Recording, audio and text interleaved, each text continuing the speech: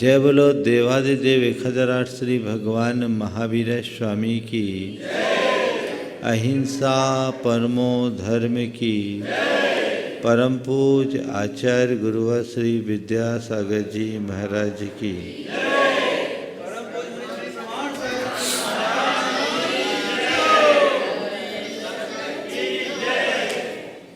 नदी की तेज धार में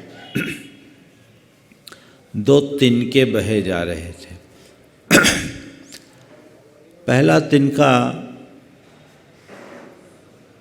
इस भाव से कि नदी सागर तक की यात्रा में निकली है, मैं भी कुछ दूर इसमें अपनी सहभागिता दूं, नदी की धार के साथ बहा जा रहा था। और दूसरा तिनका नदी की धार को रोकने का प्रयास करते हुए उससे जूझ रहा था। वो धारा के विरुद्ध चल रहा था। थोड़ी देर में पानी का एक तेज प्रवाह उठा और वो तिनका छत विक्षत होकर एक किनारे जा गिरा। हमारे जीवन के साथ भी कुछ ऐसी स्थिति है। दो तरह के लोग जीवन जीते हैं। कुछ लोग हैं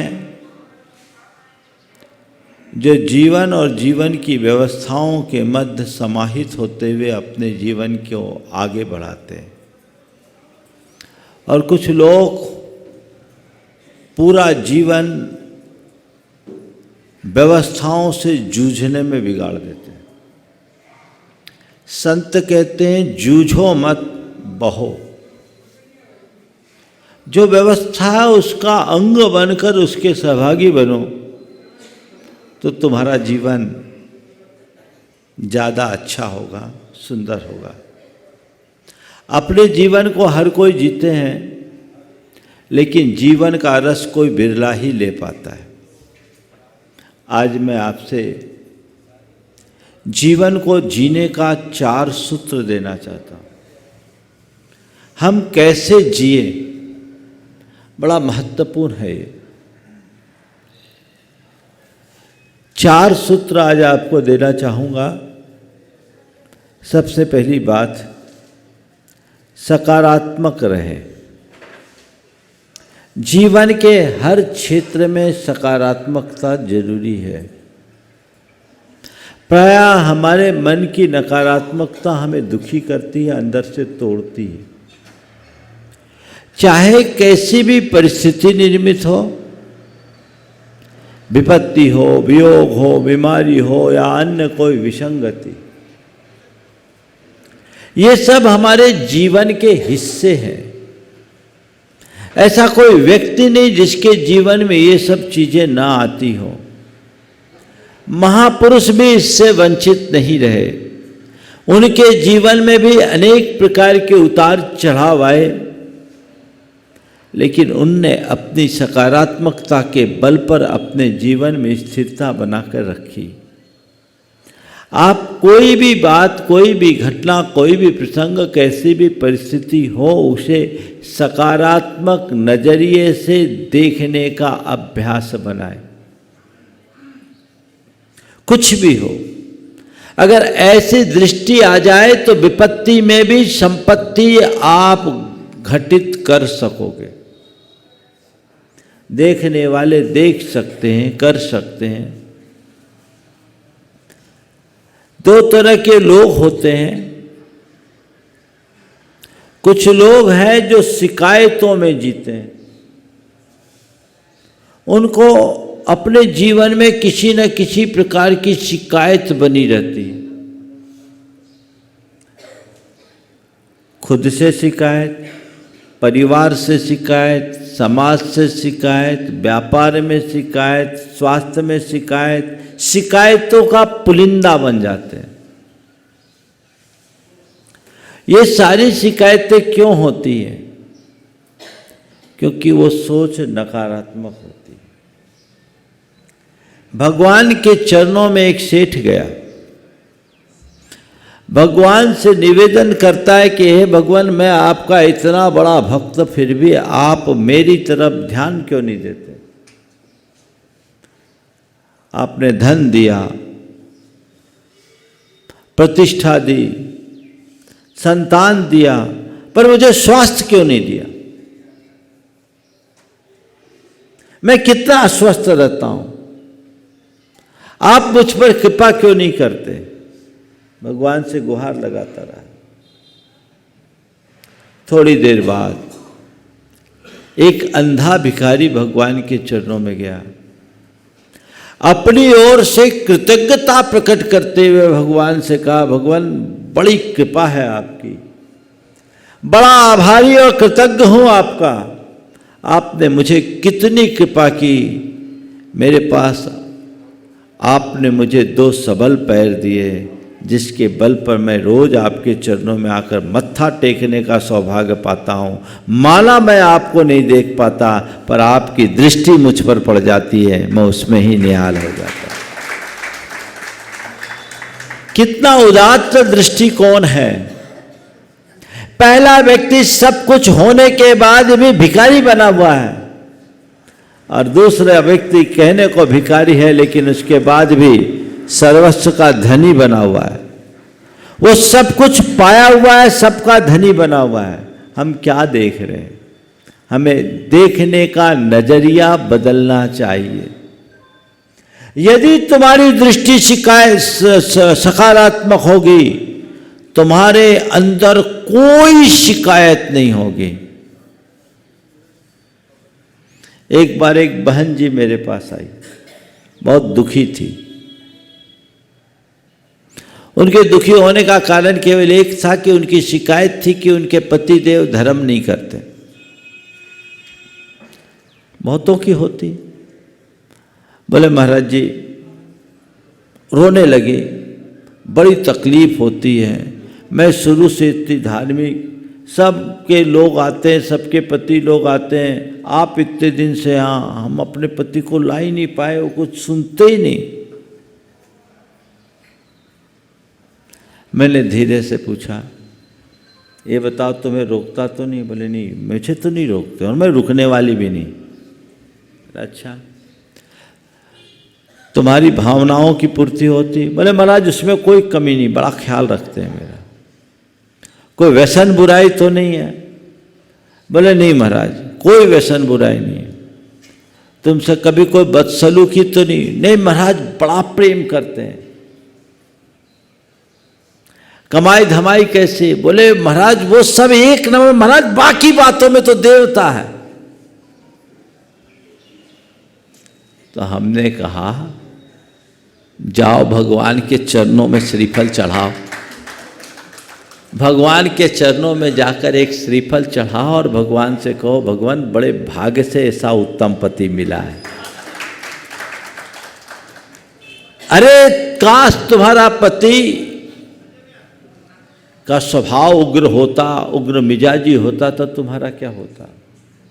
खुद नहीं धर्म नहीं करता, तुम्हें धर्म करने से रोकने वाला होता तो क्या होता?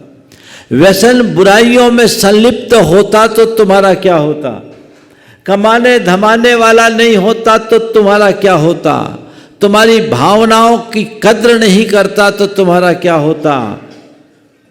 तुमने एक चीज है कि वो धर्म नहीं करता, पर तुम्हें धर्म से नहीं रोकता, ये क्या कम है? दृष्टिकोण क्या है? अपने मन से पूछो। जो तुम्हारे पास है तुम उन्हें देखते हो, जो नहीं है उन्हें देखते हो। नकारात्मकता की ओर देखोगे तो हर कदम पर समस्याएं आएगी, और सकारात्मकता की ओर देखोगे तो कदम कदम पर संतुष्टि आएगी। सब तरफ सकारात्मक दृष्टिकोण रखना है, ये अपने हृदय में अंकित कर लीजिए। चीजें बनती है, बदलती है, सब मेरे मन की नहीं होती, पर अपने मन को चीजों के अनुकूल बहुत आसानी से बनाया जा सकता है। तो पहला सूत्र क्या करना है? सकारात्मक रहना है। सकारात्मक। देखिए सकारात्मक रहने का क्या नतीजा आता है। एक व्यक्ति के बेटे ने व्यापार शुरू किया और 35 लाख का नुकसान कर दिया। शुरुआती दौर में ये नुकसान बहुत बड़ा नुकसान था। बेटा मायूस हो गया, थोड़ा थोड़ा अवसाद के लक्षण आने लगे। उसके पिता ने मुझसे कहा कि महाराज, नुकसान का हमें रंच मात्र विकल्प नहीं, लेकिन मेरे बेटे का जो मन टूट रहा है वो अच्छा नहीं लग रहा है, आप उसे कुछ संबोधिए। बोले ले क्या? बैठा, उसने बोला बड़ा नुकसान हो गया। पिताजी ने उसके सामने जो बात कही उसने मुझे बहुत प्रभावित किया। बोले महाराज ये कहता नुकसान हो गया, मैं कहता हूं नसीहत मिली। नुकसान नहीं, नसीहत। इससे बोलिए, हमने अपने जीवन में जब कैरियर की शुरुआत की थी तो उस समय हमारे पास कुछ भी नहीं था। आज इसने जो नुकसान किया है वो नुकसान इतना बड़ा नुकसान नहीं कि हम गड्ढे में चले जाएं, हम उसकी भरपाई कर सकते हैं। हम यही सोचते हैं कि थोड़ा कम कमाएंगे, कम कमाए, इतना कम कमाए, आगे और मेहनत करेंगे, कमा लेंगे। सिस्टम को ठीक करे, इसे नसीहत मान करके चले, जीवन बदल जाएगा। मैंने उसे मोटिवेट किया, उसमें स्थिरता आई। फिर उनने 3 महीने अपने बिजनेस को पूरा बंद किया, सिस्टम को ठीक किया, मॉड्यूल चेंज किया, और आप सबको सुनकर आश्चर्य होगा 2 साल में 300% की ग्रोथ देती। 2 साल में 300% बिजनेस में ग्रोथ। किसके बदौलत? सकारात्मकता के बदौलत। नुकसान नुकसान नुकसान, माना नुकसान है, पर नुकसान को नसीहत भी तो समझा जा सकता है। तो जीवन में जो कुछ भी प्रसंग बने, यदि चीजों को हमने सकारात्मक रूप से देखने की क्षमता विकसित कर ली तो हमें कहीं कठिनाई नहीं। जीवन में एक अलग रस आएगा, आनंद आएगा। नहीं तो थोड़ी थोड़ी बातों में लोग टूट जाते हैं, हिम्मत हार जाते हैं, पस्त पड़ जाते हैं। टूटने से क्या होगा? एक बात ध्यान में रखने की है कि तुम्हारी समस्याओं का समाधान केवल तुम्हारे पास है, किसी दूसरे के पास नहीं। कोई दूसरा तुम्हारी किसी परिस्थिति को हल करने नहीं आएगा, तुम्हें खुद करना होगा, और खुद तभी कर पाओगे जब अंदर से मजबूत रहोगे। आगे बढ़ के इसी तरीके से देखा जा सकता है। थोड़ा सा भी कुछ ऊंचा नीचा हो जाता है, मन टूटता है, उसे टूटने से बचाने की कोशिश होनी चाहिए।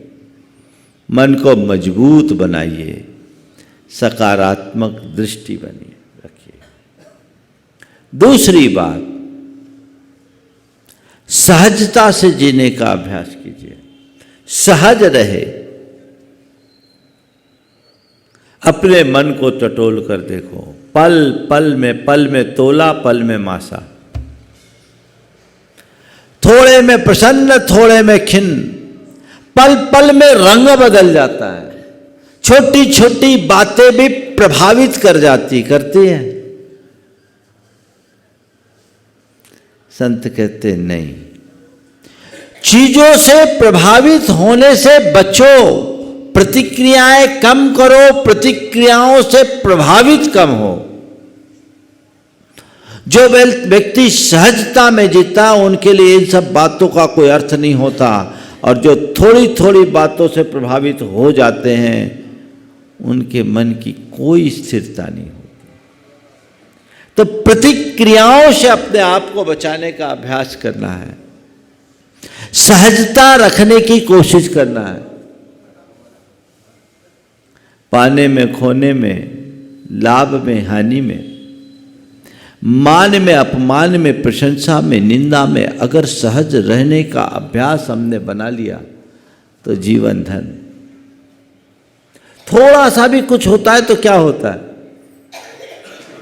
कल एक भाई का चेन चले गई, अब कहाँ गई पता नहीं, पर बेचैन है ना? चेन गई अब बेचैन है। मेरे पास आया, बोला चेन गई, बोले गला बच गया। ये तो सोच रख सकते हो ना, क्यों? चेन गई, ठीक है, गई, जाना करता है, लेकिन चले गई सो चले गई, खोजो, मिलना होगा मिल जाएगी। देखो आपको एक बात बताता हूं, सहजता कैसे होती। जयपुर में जब हमारा चातुर्मास था, जयपुर से महावीर जी की रथ यात्रा चलनी थी। रामलीला मैदान से उसकी शुरुआत हुई। उसका शुभारंभ गुलाबचंद कटारिया, जो अभी आसाम के राज्यपाल हैं, उन दिनों गृह मंत्री थे, और अशोक जी पाटनी ने किया। यात्रा करके हम 9 किलोमीटर चले गए। तब सुशीला जी को ख्याल आया कि उनकी अंगूठी का एक बड़ा नग जो डायमंड का था कहीं गिर गया, कीमती था, डायमंड का नग गिर गया।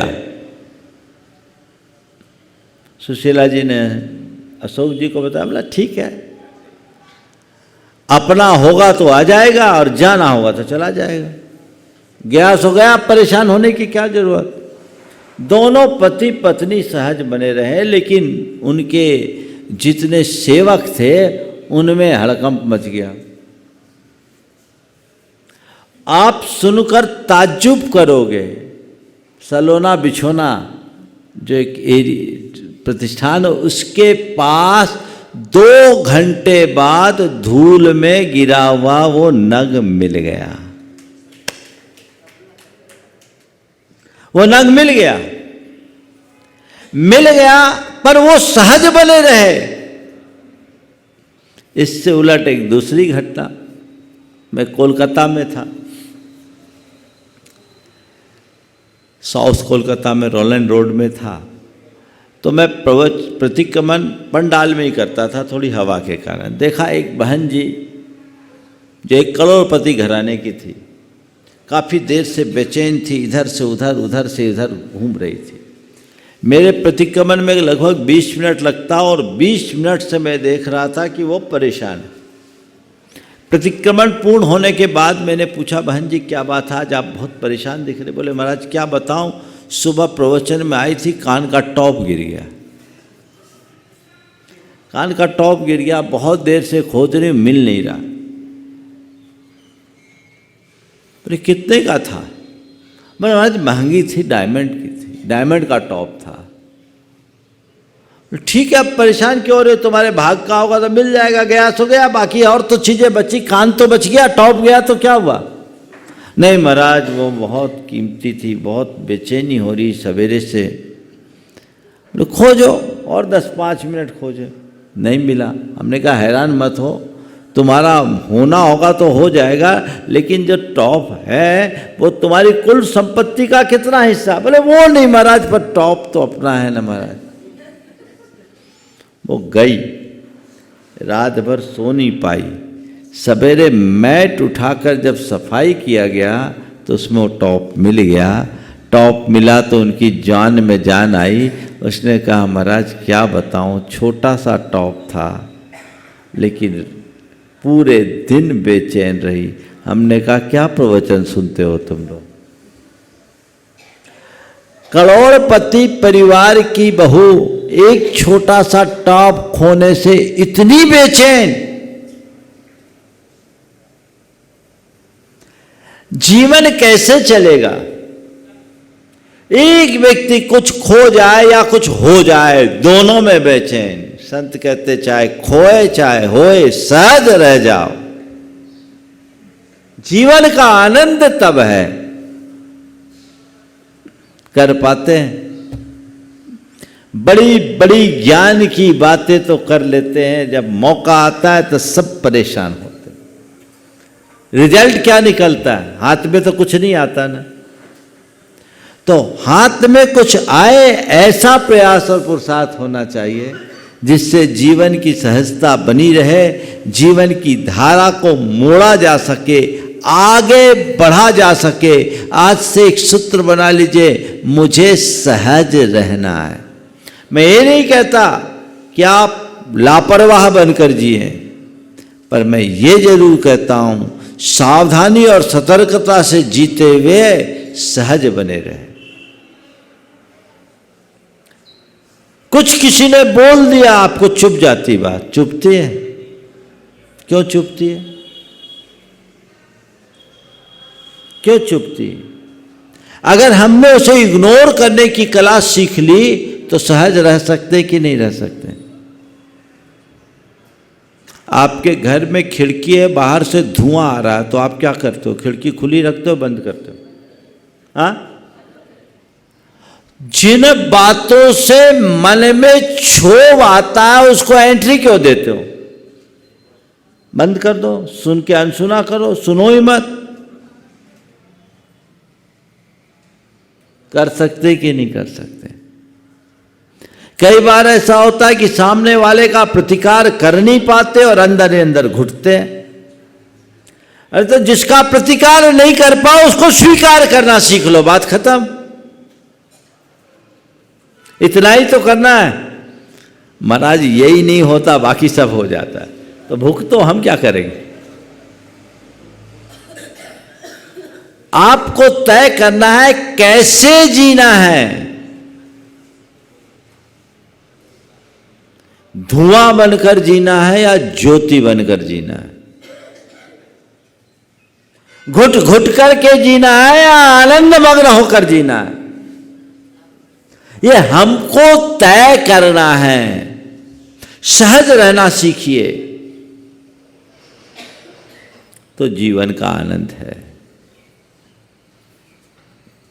तीसरी बात, जीवन को आनंदमय बनाकर जीना चाहते हो तो संतोष रखना सीखिए, संतुष्टि के साथ जिए।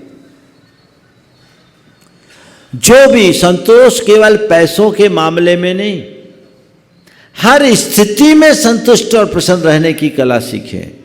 प्राय संतोष की बात जब की जाती है तो लोग केवल धन पैसे तक सीमित रह जाते हैं। नहीं, कुछ भी हो, मेरी जो स्थिति, अपनी स्थिति में प्रसन्न रहना ही संतुष्ट होने का लक्षण है।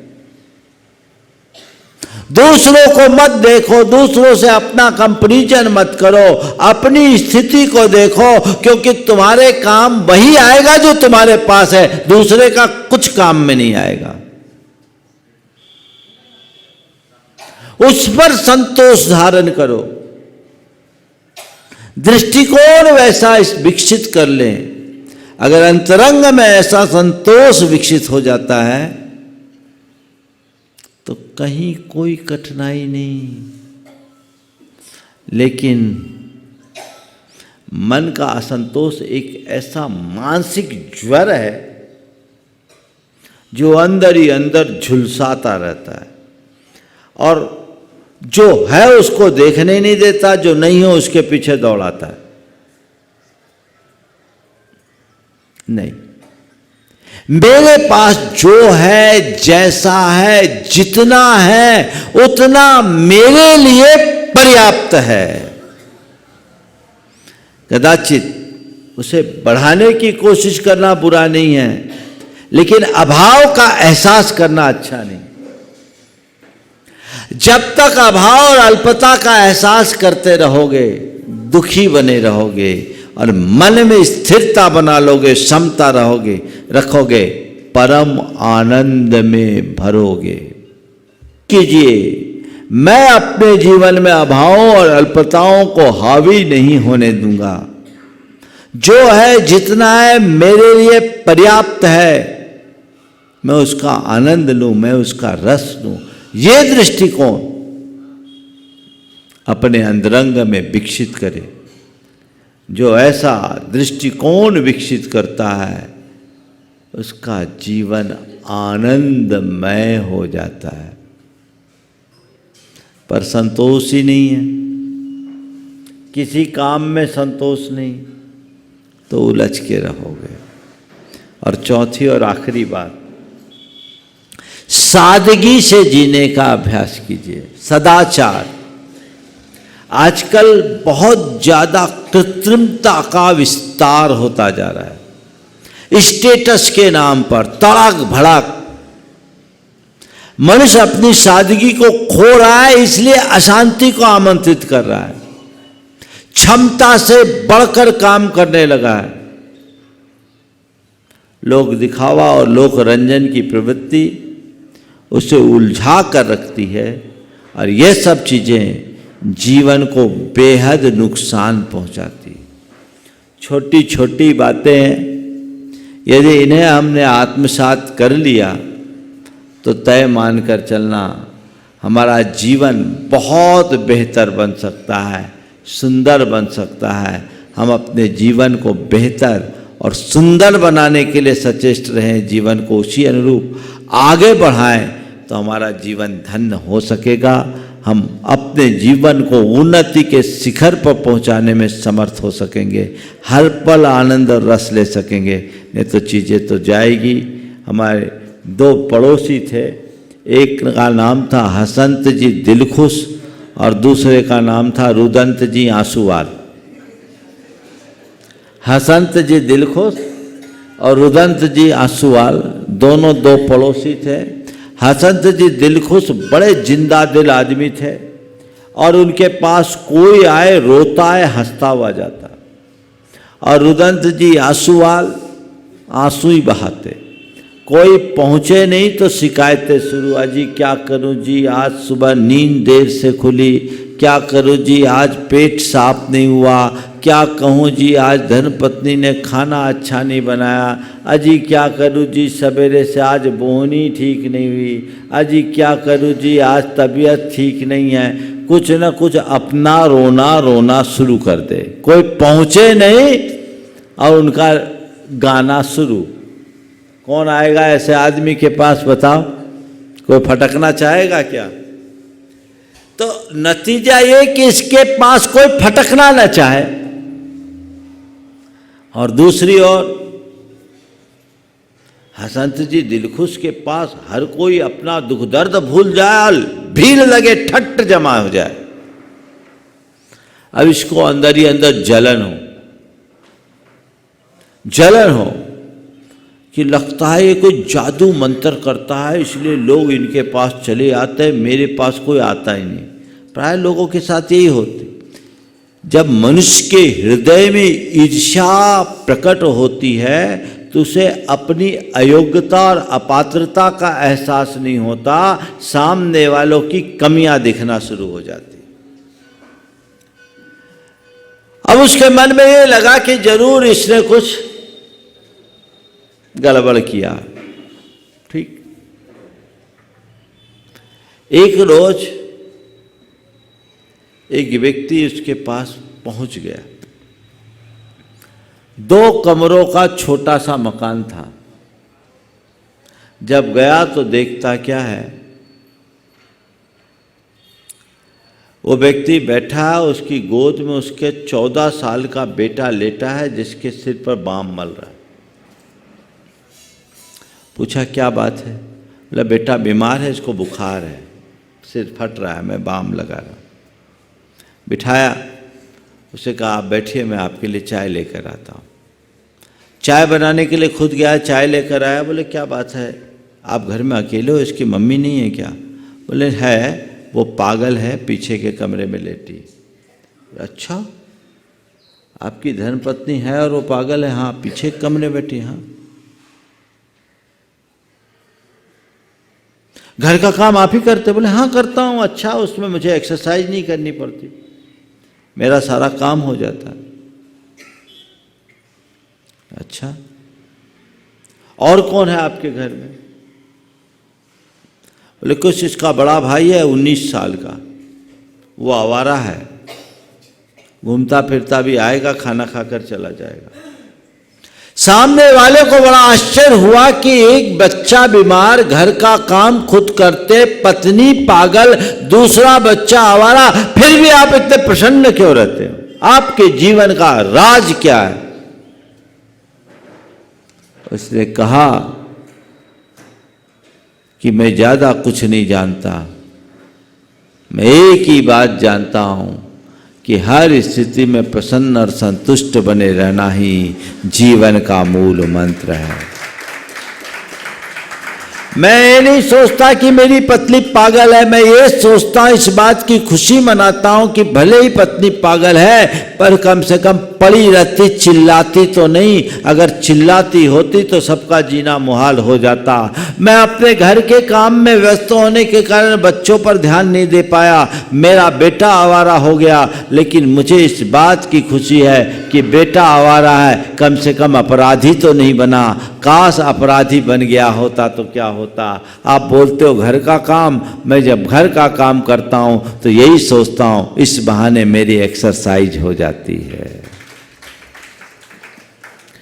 क्या यह दृष्टिकोण नहीं रखा जा सकता? बोलो, क्या बनना, आंसूवाल या दिलखुश? हाँ, क्या बनना है? थोड़ा जोर से तो बोलो। अभी हो क्या? मैं मान लो जसपुर वाले तो सब दिल खुश है ना? और महाराज बाकी टाइम हो या ना हो, अभी आप आए हैं सब तो दिल खुश, और एक दिन रुक गए तो और ज्यादा दिल खुश हो गए। अपने मन का होता है तो बड़ी खुशी होती है, और जब मन के अनुकूल नहीं होता तो तकलीफ होती। आध्यात्मिक दृष्टि से जो संपन्न होते हैं वे अपने जीवन में ऐसी ही स्थितियां बनाते हैं। तो सकारात्मकता रखें, सहजता रखें, संतुष्टि रखें और सादगी को प्रश्रय दें। अनावश्यक बातों में न उलझें, कृत्रिम अपेक्षाओं के विस्तार से अपने को बचाएं, तो हमारा जीवन धन्य हो सकेगा। आज इतना ही कह करके विराम लूँगे। बोलो अहिंसा परमो धर्म की।